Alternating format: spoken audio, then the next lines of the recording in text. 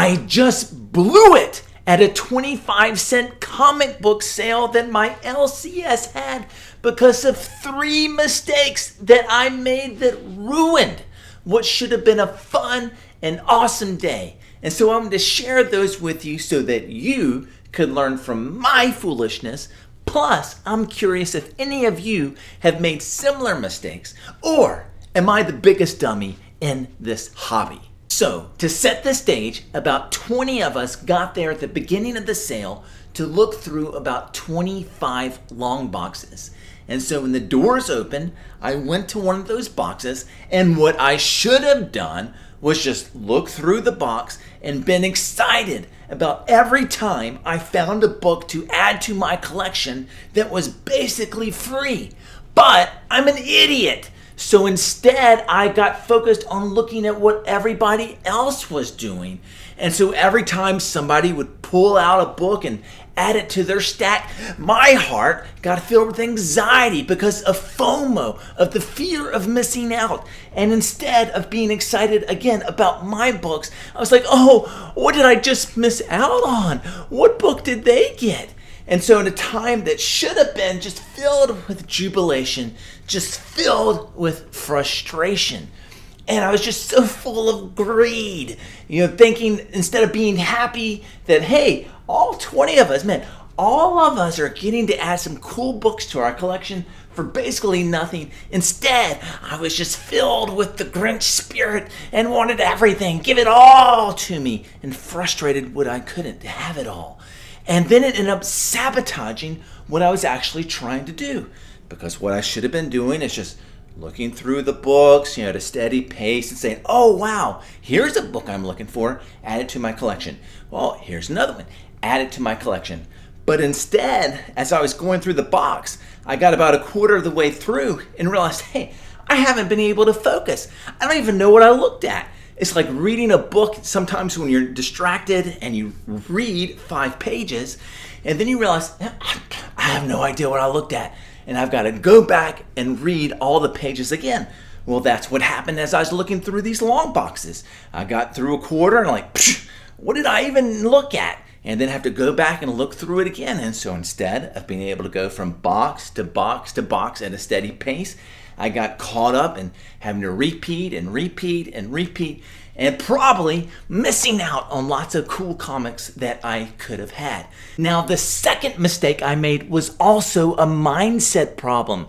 Whereas I should have been going through the boxes and been excited every time I saw a book that, holy cow, I almost spent $10 on this book 3 months ago. Now I've got it for a quarter. How exciting, how wonderful, how awesome. Instead, I had the total opposite reaction because I also found books that I did spend $10 on 3 months ago. And instead of just being excited about the ones that I got for a quarter, instead I was filled with regret at these books that I could have had for just a quarter if I had waited 3 months. But oh, woe is me. I spent so much money on these books and I'm an idiot. And I should have waited 3 months to somehow know that they were going to be in a 25-cent bin. I mean, I know they're really worth $10 in the fair market value, but certainly I should have been able to predict the future. And of course, filled with all this irrational thinking and regret. And again, instead of just having a good, happy day, thankful that I could add some books to my collection for, again, really pretty much nothing, just filled with anxiety and FOMO and regret, once again, because I'm an idiot. And the third mistake I made came from not printing out my list of runs that I'm collecting along with the issues that I already have in each run. And I almost did that, but I'm lazy, so I didn't. And I thought, I'll get to the sale and I'll remember which books from these runs that I have. And of course, it's impossible to be able to have all that information stored up here and be able to recall it really quickly as you're going through the boxes.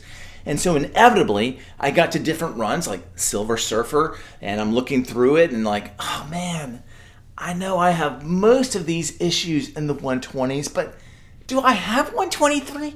I can't remember. And so what that meant is I just said, well, I don't want to waste my money because it's a quarter each. And I'll keep going, and then I'll come back to this box. I'll think it over. And then, of course, I get 5 boxes down and I realize, man, I'm never going back to those boxes again. This is just taking too much time. So then, instead, I started saying, okay, well, I think I might not have it. It's only a quarter. I'll just keep buying it. And then 5 boxes later after that, I realized, holy cow, I've got a big stack of books, and probably half of these I already have. So then I went ahead and did pull out my phone where I had my spreadsheet with all the runs. But it's just so slow to try to navigate it on the phone. Maybe it's just because I'm a boomer. I don't know. But I'm going through and I think I have silver solidity, and just taking so much time. And again, instead of just being to go through at a nice, quick pace, instead just bogged down.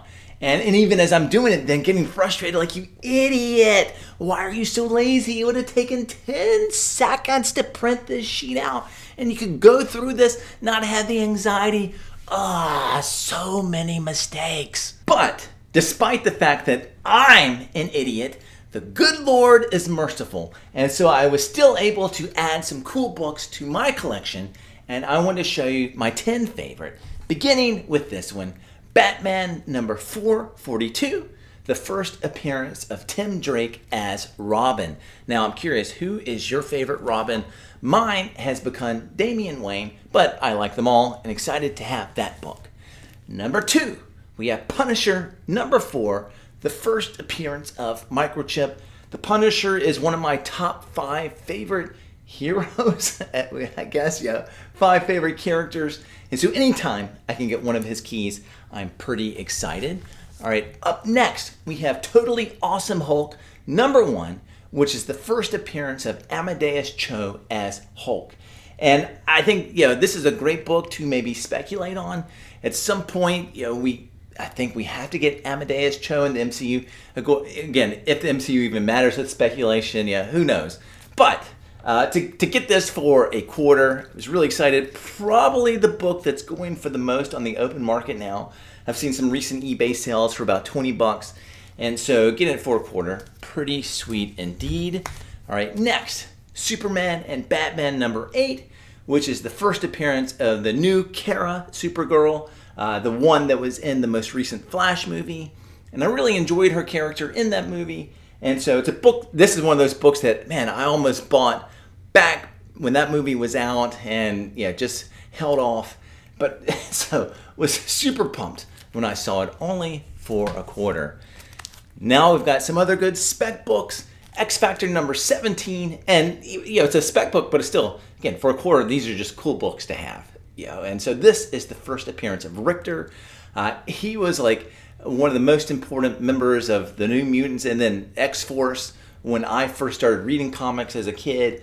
And he was really cool with like this, mohawk, and I always loved that character. He's one of my favorites back then. He's definitely been de-emphasized a lot these days, but back as a kid, he was one of my favorite characters. So super happy to have his first appearance. All right, next we've got, I've got this as kind of a set because it's basically the first cameo and first appearance, but I'm only counting this as one of my 10. Silver Surfer 81 and 82, the first cameo and full appearance of Tyrant, who's basically like the arch nemesis of Galactus. Again, some of these books maybe to speculate on. As Galactus seems like there's a good chance he's going to come into the Fantastic Four movie. Who knows? I mean, I think it's well down the line, but maybe one day we see Tyrant. All right, well, of course, when you're doing 25-cent comic sales, like I said, you're always looking for run fillers. And so I've been working on my Defenders run, and I've probably got about a dozen books for a quarter in the Defenders run, but the 2 that I was most excited about are number 83 and 85. Not because it's 83 and 85, but if you can see it here, there's a little star. And if you don't know what that means, it means these are Mark Jewelers variants. And so, as you might know, those go for a premium because they're a much more rare variant. They have a jeweler's insert in the middle. These were sent to people in the military. And so, if you're trying to look for those variants and you're flipping through dollar bins or whatever it might be, instead of having to open up every one, you can just look for this little star up here and it'll let you know. So super happy to get 2 Mark Jewelers comics for $0.25 each.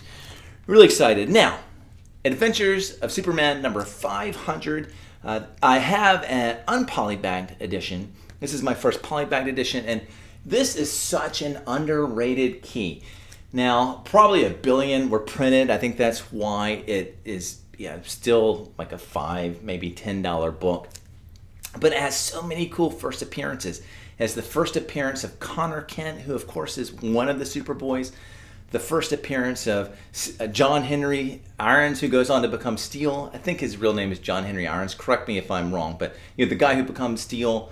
It's the first appearance of Cyborg Superman. Hank Henshaw had been introduced earlier, but it's the first time the Cyborg Superman is there. And then the first appearance of the Eradicator. And this is, of course, another huge book during my childhood, so it means a lot to me. But the first appearance of so many characters who were important to the Superman mythos. Just a great book. Again, a very affordable book, even if you can't get it for $0.25, but awesome one that goes to anybody's collection. All right, and now number 9, we have part of a mini-series, issues number 2 and 3 of Marvel versus DC. I remember when these came out in sometime in the mid-2000s, and how exciting it was for collectors to see DC and Marvel collide and see the battles we'd always wanted to see, Superman versus the Hulk and whatever it would be, and to kind of debate over, who would win if they were in a fight. And I've always wanted to actually collect this series. I've read it, but I don't own any of it, because usually, since I've read it, I haven't been willing to spend the money, but if I get it for $0.25, holy cow, sign me up. So now I just need issues 1 and 4, and then finally, we have Logan's Run number 1, which is based on a movie that came out in the 70s. I love dystopian movies. It's one of my favorite from that time. I'm not going to summarize it all now, but it's cool that there's a comic about it. And I think it's like issue number 6 or something like that. You can look it up. That has Thanos in it, and it's some kind of key for him. Like it's the first time, he has a solo story, something like that. So I guess this character is officially in the Marvel universe? I don't know. Tell me in the comments below. What do you know? I just know the movie for sure, and that there is some kind of Thanos key. But cool book. Super happy to have issue number 1 for just $0.25. I mean, any number 1 issue from the 70s. Pretty sweet. Because it's in, really good shape. I get for $0.25. It's not a 9.8, but it's a really nice copy. And so super happy that, again, despite being an idiot, I still got some cool comics. Which of those were your favorite? Have you made any of the mistakes that I've made? Or what are some other mistakes that you've made while digging through the dollar bins or the quarter bins or whatever it might be? What are some tips that you can give me to help me not be an idiot in the future? If you haven't subscribed to this channel, please do so now. Like, comment, thank you.